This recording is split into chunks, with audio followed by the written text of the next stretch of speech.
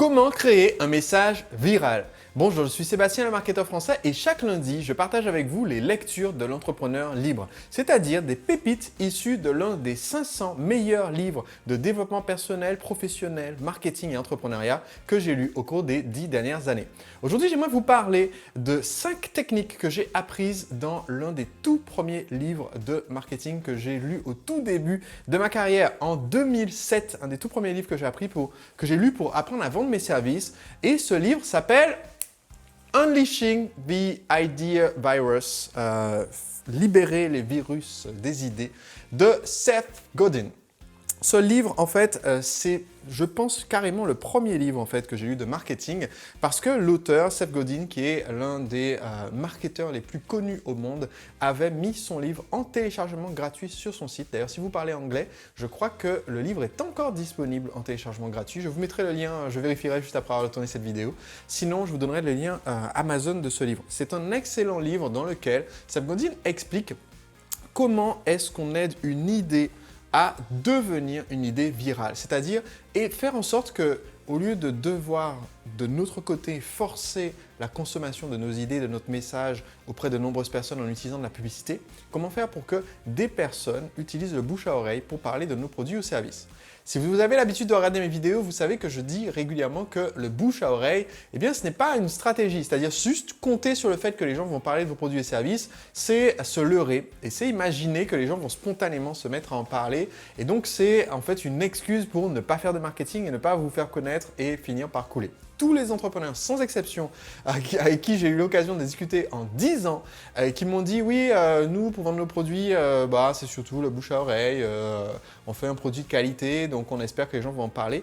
Ils ont tous fini par fermer boutique. Pourquoi? Parce que tout le monde pense faire un produit de qualité. Donc si vous n'avez rien de spécial que vous mettez en œuvre volontairement pour créer ce bouche à oreille, sachez qu'il n'aura simplement pas lieu. Dans le livre, donc, Seth explique tout le mécanisme qui a lieu, qui fait qu'une certaine partie de la population, ce qu'il appelle, alors c'est assez difficile à traduire, je ne sais pas si le livre est disponible en français aujourd'hui, pas la dernière fois que j'ai regardé, alors vous regardez cette vidéo peut-être, mais pour lui, les personnes qui communiquent les idées, il les appelle en anglais les sneezers. Et les sneezers, ce sont les éternueurs. Et donc, son idée, c'est de dire que si nous créons notre message et que nous voulons en faire un virus, ce qu'on veut, c'est pouvoir infecter des personnes qui sont hautement contagieuses et qui vont transmettre ce virus positif à beaucoup d'autres personnes. Et dans le livre, il donne 5 méthodes que je vais partager avec vous. La première méthode, c'est de créer un message, un produit, un service qui soit complètement viral.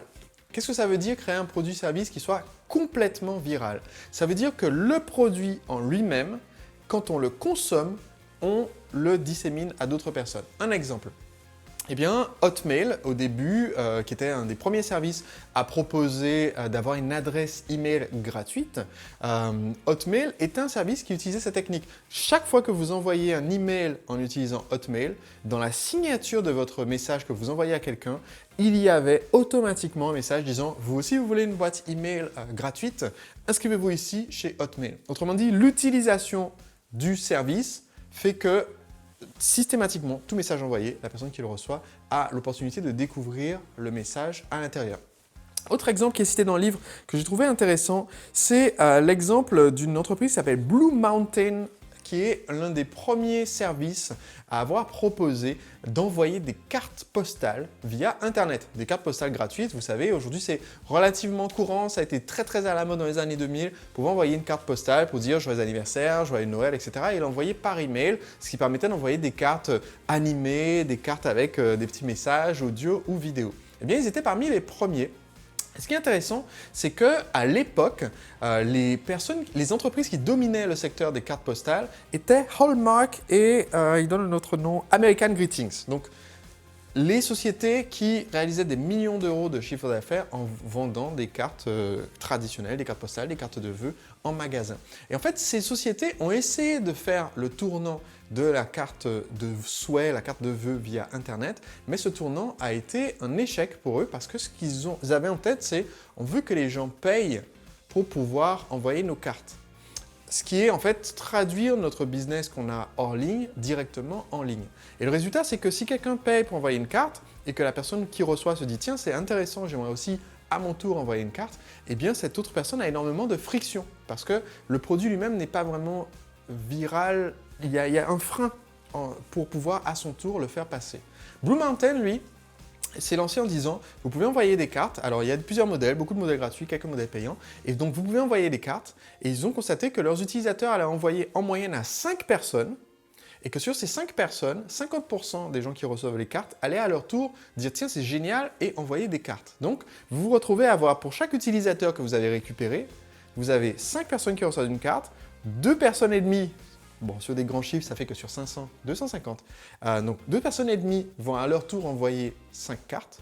Et donc, le but chez Blue Mountain était plutôt d'avoir un pourcentage de leur base qui paye des cartes, qui utilise des cartes payantes, mais de croître à très très grande vitesse. C'est ce qui leur a permis d'acquérir en fait des centaines de milliers d'utilisateurs en l'espace de quelques semaines, alors que Hallmark et les autres fabricants traditionnels de cartes ont galéré pour faire cette transition vers Internet et sont encore en retard aujourd'hui par rapport à des précurseurs comme Blue Mountain ou en France, je crois que c'est dromadaire.com qui permet de faire l'équivalent et d'envoyer ce genre de cartes gratuites. Donc c'est la première méthode. La première méthode, c'est de faire en sorte que votre produit ou votre service soit lui-même le véhicule pour donner envie d'acheter ce produit ou service. Quand quelqu'un utilise un Polaroid dans son groupe d'amis pour la première fois et que la photo sort directement, c'est directement viral parce que ça crée l'envie chez les autres personnes qui sont aux alentours, le fait de voir même le produit en utilisation sans même qu'on leur en ait parlé ou qu'on ait essayé de le leur vendre. Deuxième méthode pour créer un message qui soit viral. Cette deuxième méthode, c'est tout simplement de payer les influenceurs. Alors ça, c'est une méthode de vieille comme le monde, hein. C'est le principe même de la publicité, c'est le principe même du sponsoring, c'est de dire on va voir quelqu'un qui a une audience et on va lui proposer une somme financière, une rémunération, soit une rémunération en amont, et ça, on appelle cela de la publicité, c'est-à-dire on vous paye pour parler de notre produit ou service, on paye une chaîne de télévision, on paye le réseau Facebook pour afficher notre publicité à des personnes qui pourraient être concernées. C'est un des systèmes les plus classiques et plus vieux comme le commerce. L'autre méthode, c'est de dire qu'on va payer uniquement s'il y a eu du résultat. Et ça, on appelle ça tout simplement l'affiliation. L'affiliation, c'est de dire je vais contacter l'influenceur, lui proposer de parler de mon produit ou service et sur chaque vente qui aura été réalisée via son aide, via le fait qu'il en ait parlé, son article, sa vidéo, eh bien, il va toucher une commission. Ça vous permet de ne pas avancer de fonds, ça vous permet de uniquement payer une fois que l'argent est rentré via des ventes de clientèle. Alors un point qui est super important si vous décidez de faire ça, c'est que vous devez éliminer la friction. Qu'est-ce que c'est que la friction? Eh bien, c'est la difficulté pour l'influenceur de parler de votre message et c'est la difficulté pour la personne qui entend parler de votre produit ou service de l'acheter. L'auteur Seth Godin donne l'exemple dans son livre, il dit que si vous avez remarqué à ce stade, puisque là on est page 83 quand il en parle, il dit voilà, quand je mentionne un de mes autres livres, je vous donne le lien pour aller l'acheter sur Amazon ou Barnes & Noble. Pourtant, mes livres sont disponibles dans plein de librairies et plein de librairies en ligne. Pourquoi est-ce que je parle spécifiquement de Amazon? Eh bien, il explique, il dit parce que Amazon me paye une commission quand les gens viennent via mon lien. En plus de ce que je touche en tant qu'auteur, je touche le programme d'affiliation d'Amazon, c'est environ 4%. Donc, bon, je touche 4% de plus sur chaque vente de livre si vous passez par Amazon. Donc ça, c'est le point que je viens d'expliquer, payer l'influenceur. Et le deuxième point, c'est que la boutique d'Amazon est optimisée pour vendre. Autrement dit, même si toutes les autres boutiques qui vendent des livres avaient aussi des programmes d'affiliation, ce qui n'est pas le cas, celle d'Amazon est une des mieux optimisées. Donc, l'influenceur sait que quand il envoie son audience pour aller voir un livre, eh bien, il y a plus de chances qu'ils achètent sur le site d'Amazon que par exemple sur le site de l'éditeur du livre. Donc, il va directement envoyer les gens là où il y a le moins de friction. C'est pour ça que c'est important de supprimer la friction dans votre message. Troisième technique pour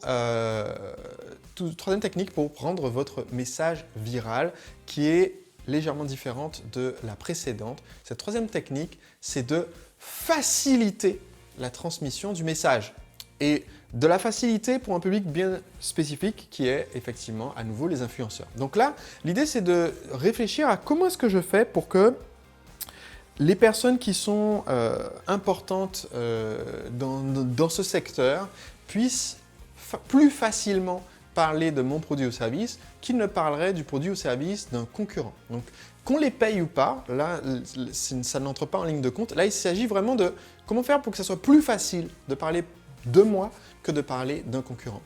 Par exemple, si vos concurrents distribuent des cartes de visite dans tous les salons, si vos concurrents distribuent des brochures, eh bien, pour un influenceur, une brochure, ce n'est pas quelque chose qui va facilement distribuer à quelqu'un d'autre.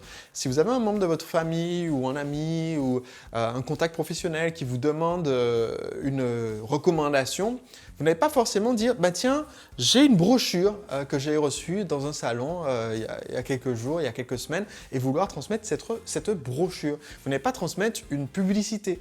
Par contre, ce qui est facile à transmettre, c'est un objet de valeur. Et donc, ça, c'est facile. Donner un échantillon que vous avez reçu, qui peut être un échantillon d'information, c'est beaucoup plus facile à transmettre qu'une brochure.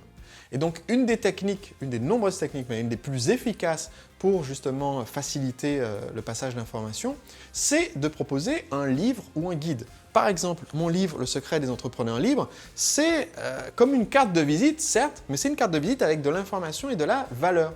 Autrement dit, pour un influenceur, c'est beaucoup plus facile de parler à son audience de mon livre et de donner le lien, ou même d'offrir certains de mes livres, comme je propose à mes clients. Offrez mes livres, il n'y a pas de souci. Si vous avez 500 clients, je vais vous expédier une caisse de 500 livres et vous pouvez les offrir à vos clients. Ok, ça fera plaisir. C'est beaucoup plus facile de transmettre l'information quand elle est comme ça, sous une forme qui a de la valeur, plutôt que de faire suivre une vidéo de pub du marketeur français.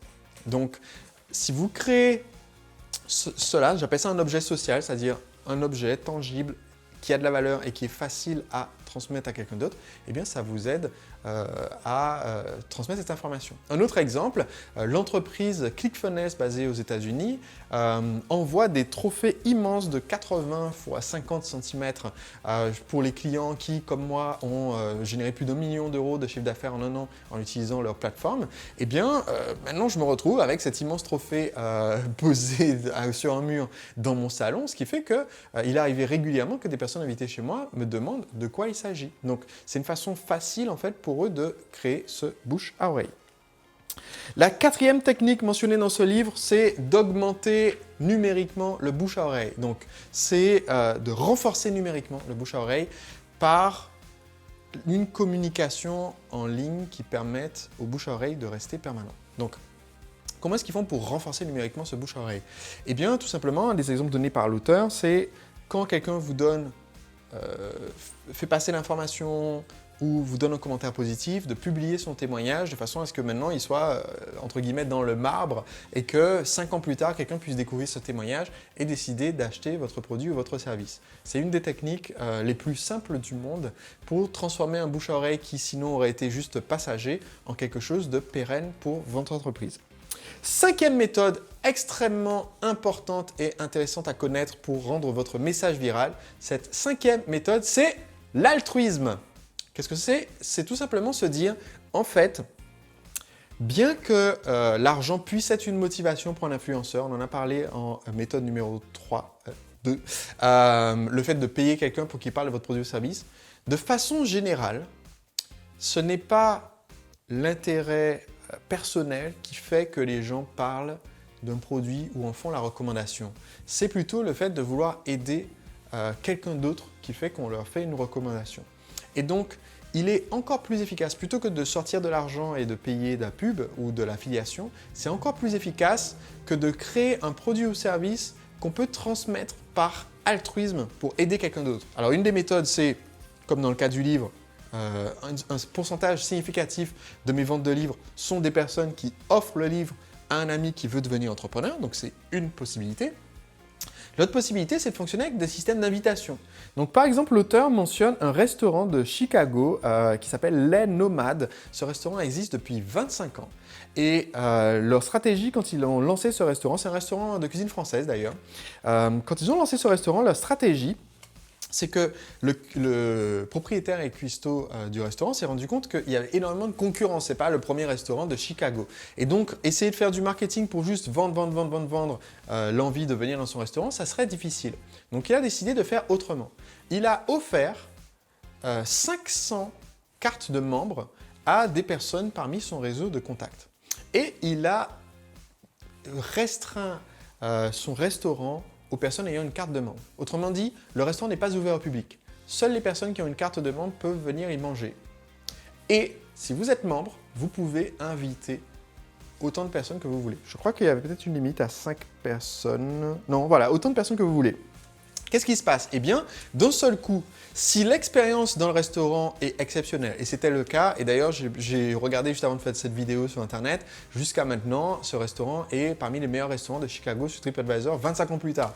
Donc, si vous offrez une expérience exceptionnelle, eh bien, ça devient une envie pour les personnes qui ont une carte de membre que d'inviter d'autres personnes à venir découvrir cette expérience. Et on crée cette exclusivité et en même temps cette sensation d'avoir reçu un cadeau quand on reçoit cette carte de membre qui fait qu'à notre tour, on peut offrir ce même cadeau. Et c'est ce qui a permis à ce restaurant de prospérer très efficacement. Donc si vous voulez lancer un message viral, c'est une technique efficace. Par exemple, aujourd'hui, l'un des fournisseurs d'adresses email les plus répandus au monde, qui est Gmail, l'adresse mail proposée par Google gratuitement, eh bien, a démarré exactement comme ça, en proposant à un petit nombre d'influenceurs d'avoir droit à des invitations et ensuite en leur donnant le droit d'inviter d'autres personnes. C'est comme ça qu'ils ont fait un effet de tache d'huile très rapide et vous pouvez certainement faire de même avec votre produit et service.